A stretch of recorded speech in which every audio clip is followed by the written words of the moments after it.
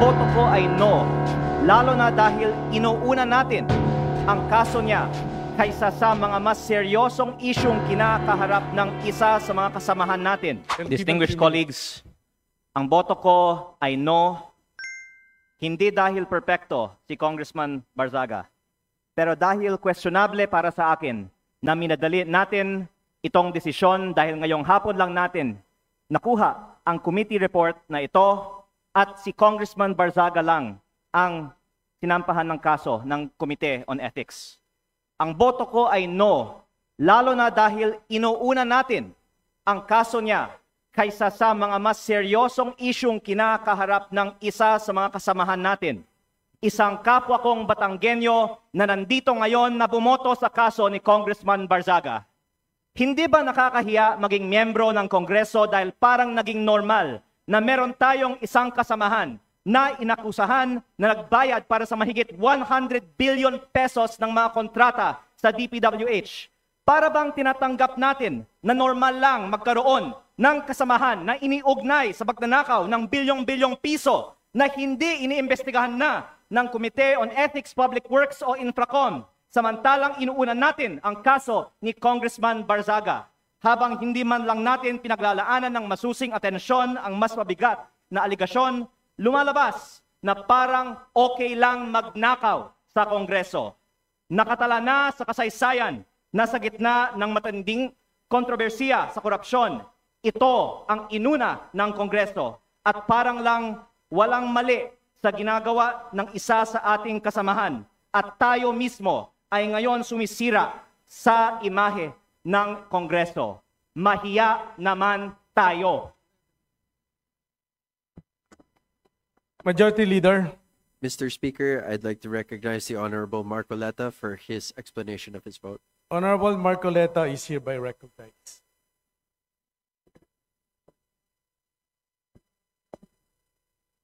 Mr. Speaker, distinguished colleagues, isang mapagpalayang hapon po sa ating lahat.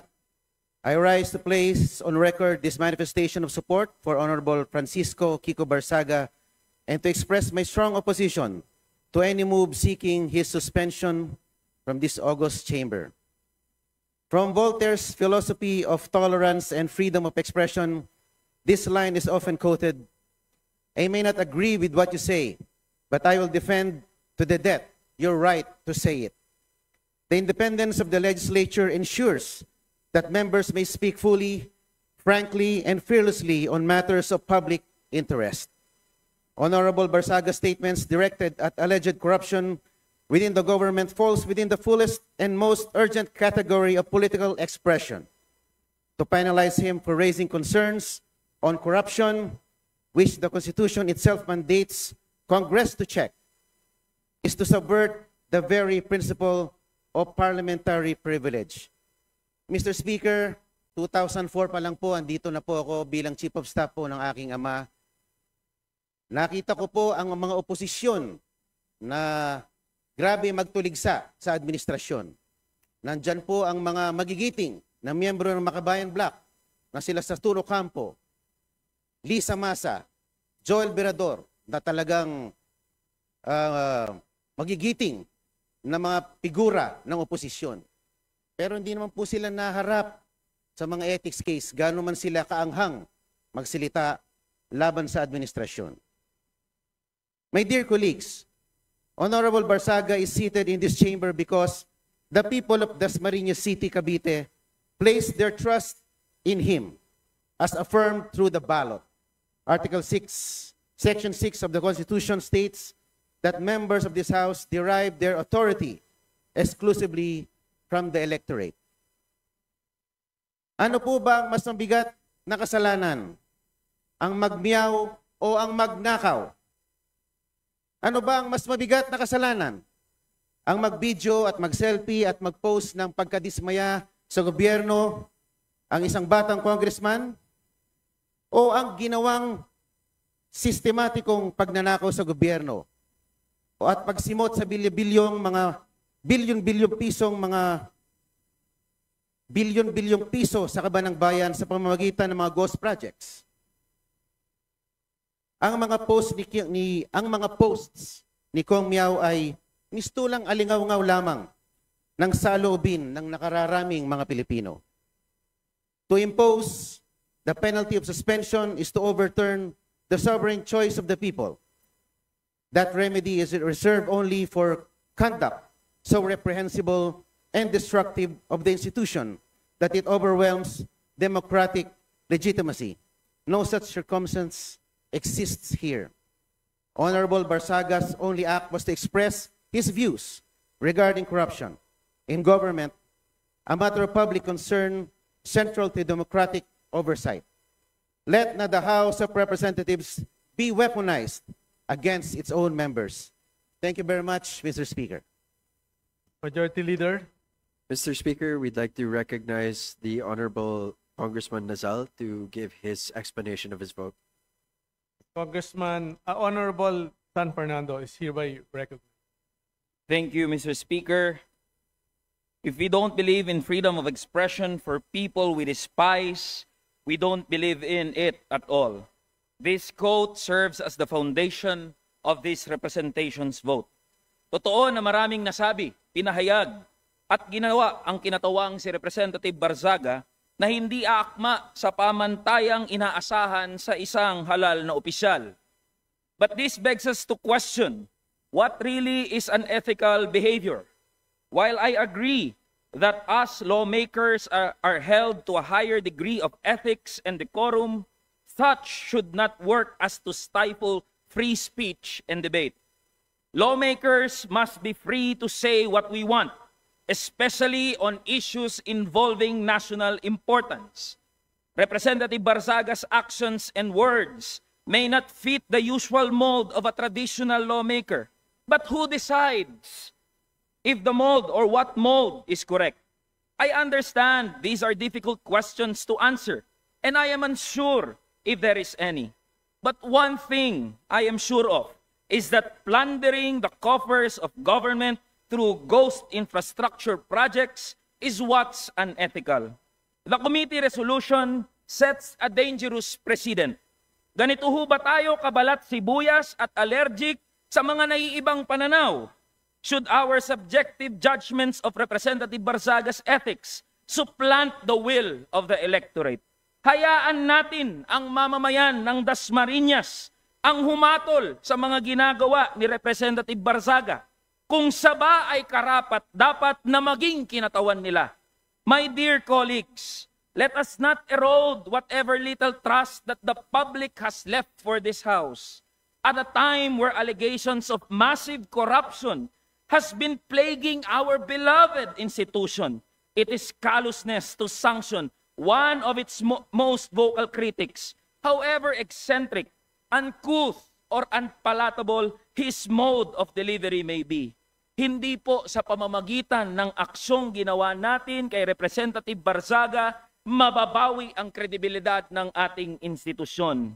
What we need is to bring the public's trust back in this House, and this representation firmly believe that this move will not help us to move in that direction. Yun lang ho, Mr. Speaker, marami hong salamat. Majority Leader. Mr. Speaker, I move to recognize the Honorable Bong Suntay. Honorable Bong Suntay is hereby recognized. Mr. Speaker, distinguished colleagues, ang boto ko ay nakaugat sa malinaw at tahasang proteksyon na ibinigay ng konstitusyon. Proteksyon na hindi natin maaaring baliwalain dahil lamang hindi natin nagustuhan ang pananalita ng isang kasapi. Ang boto ko ay nakaangkla sa pinakamamahal na kalayaan na pundasyon ng ating saligang batas. Nakaukit sa Article 3, Section 4, under freedom of speech, na nagsasaad na no law shall be passed abridging the freedom of speech, of expression, and of the press. Ito ang pundasyon ng lahat ng demokratikong lipunan. Its shield is broad and its protection is deep. It extends even to speech that is sharp, incendiary, or inflammatory. Constitutional protection is not limited to speech that is polite, convenient, or comfortable. This freedom is not ornamental. It is the lifeblood of a democratic discourse. The very air that allows truth to move, compete, and ultimately prevail in the marketplace of ideas. In every Congress, in every era, disagreements, mabigat man o masakit, ay mangyayari. But our duty is not to silence discomfort. Our duty is to allow debate, to permit critique, and to safeguard the right of each member to speak without fear that dissent itself becomes punishable. Totoo, the circumstances and expressions involved fall short of decorum expected in this House. Hindi natin kinukonsinti ang pamamaraan o pagkasabi. Hindi natin tinatanggal ang bigat ng responsibilidad sa pagpili ng salita. Ngunit, falling short of decorum does not remove constitutional protection. The speech may be harsh. It may offend sensibilities. It may jar our sense of propriety.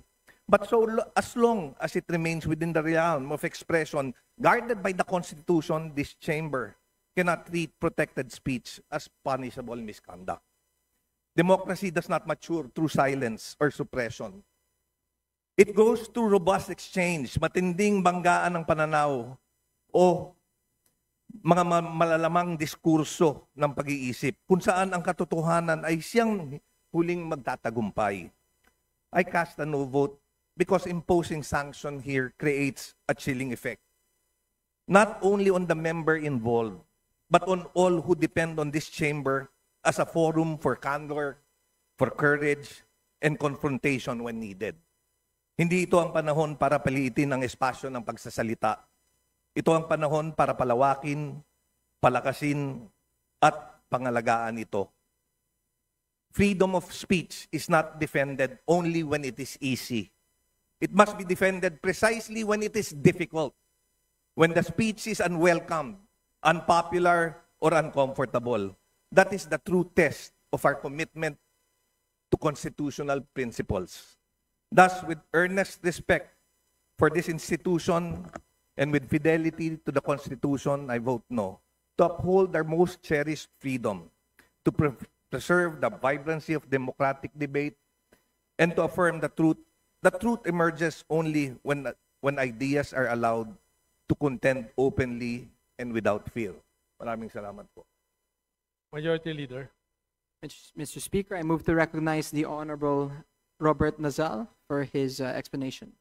Honorable Robert Nazal is hereby recognized. Thank you, Mr. Speaker, my esteemed colleagues. While I acknowledge the profound importance of maintaining and enforcing the ethical standards of this House, my vote of no reflects two deeply held convictions.